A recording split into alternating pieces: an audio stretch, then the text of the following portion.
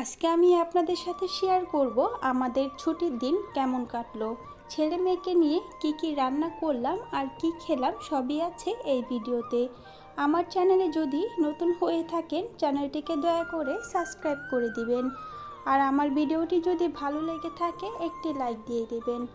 রাতেই ঘুমানোর আগে আমার হাজবেন্ডকে বলেছিলাম আমার অনেক খিচুড়ি খেতে ইচ্ছে করছে, তাই সকালবেলা ঘুম থেকে উঠে ছেলেকে নিয়ে বাইকে করে চলে গেল বাইরে থেকে খিচুড়ি আনতে।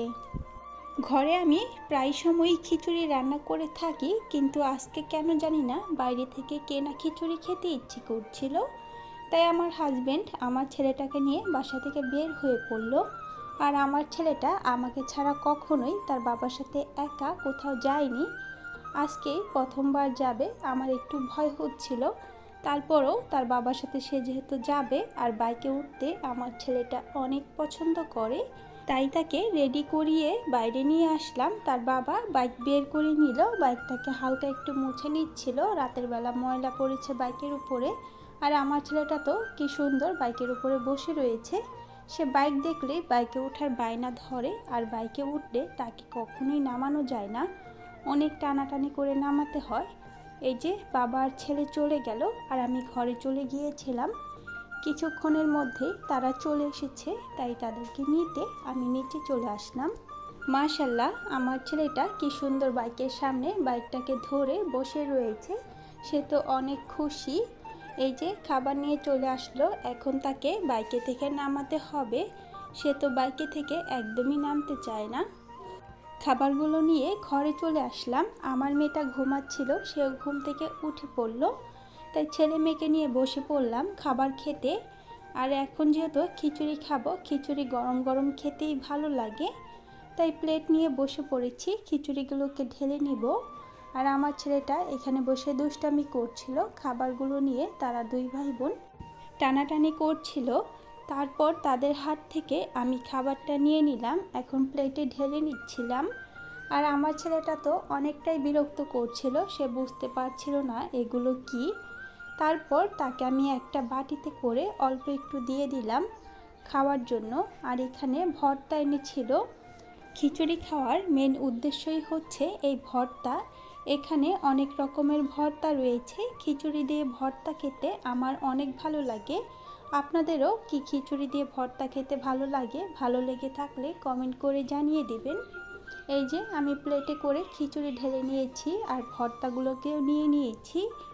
এখানে ছিল কালো জিরার ভর্তা, আলুর ভর্তা, শুকনো মরিচ দিয়ে কাঁচা মরিচের একটা ভর্তা, আর ছিল শুটকির ভর্তা। তারপর আমার চুলাটা নষ্ট হয়ে গিয়েছিল, আমার হাজব্যান্ড চুলাটাকে ঠিক করে এনে দিল বাইরে থেকে।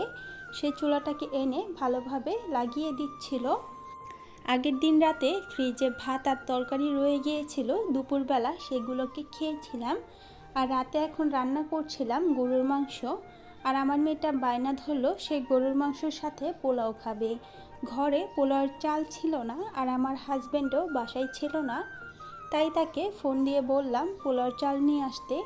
সে আসতে আসতে রাত 10টা বেজে গিয়েছিল। আর আমার মেয়েটা তো অনেকটাই বিরক্ত করছিল এই পোলাওয়ের জন্য। তারপর তাকে ড্রাগন ফল কেটে দিলাম, তারা দুই ভাই বোন ফল খাচ্ছিল। আর এই ফাঁকে আমি রান্নাটা শেষ করে নিচ্ছিলাম। আমার হাজব্যান্ড পোলাও চালটা আনার সাথে সাথেই আমি আমার মেয়ের জন্য পোলাও রান্না করা শুরু করে দিলাম। মাংসটা তো আমি আগেই রান্না করে রেখেছি। এই যে চালটাকে আমি ভালোভাবে ভেজে নিচ্ছিলাম।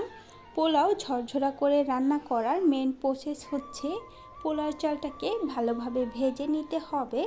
চালটাকে ভেজে নিয়ে আমি অন্য পাশের চুলায় পানি গরম করে নিয়েছিলাম। এখন গরম পানি আমি এখানে দিয়ে দেব, পানিটাও গরম হয়ে গেছে। পানিগুলো দিয়ে দেওয়ার পর আমার মেয়েটা আবার এসে বলল সে নাকি হলুদ রঙের পোলাও খাবে। আমি পোলাও রান্না করার সময় প্রায় সময় এই জর্দা রঙটা পোলাওতে ব্যবহার করি, তাই সে এখানে এসে আমাকে মনে করিয়ে দিচ্ছিল যাতে আমি পোলাওতে জর্দা রঙ দেই। এই যে রঙটা দিয়ে দেওয়ার পর ঘরে বানানো ঘি ছিল, তা আমি পোলাওর মাঝে অল্প একটু ঘি দিয়ে এখন পোলাওটাকে ঢেকে রেখে দেব। পোলাওটা আমার অনেক সুন্দর হয়েছিল, একদম ঝরঝরে হয়েছিল। ভিডিওটা ছিল এই পর্যন্তই। ভিডিওটি ভালো লেগে থাকলে একটি লাইক দিয়ে দিন। সবাই ভালো থাকবেন। আল্লাহ হাফিজ।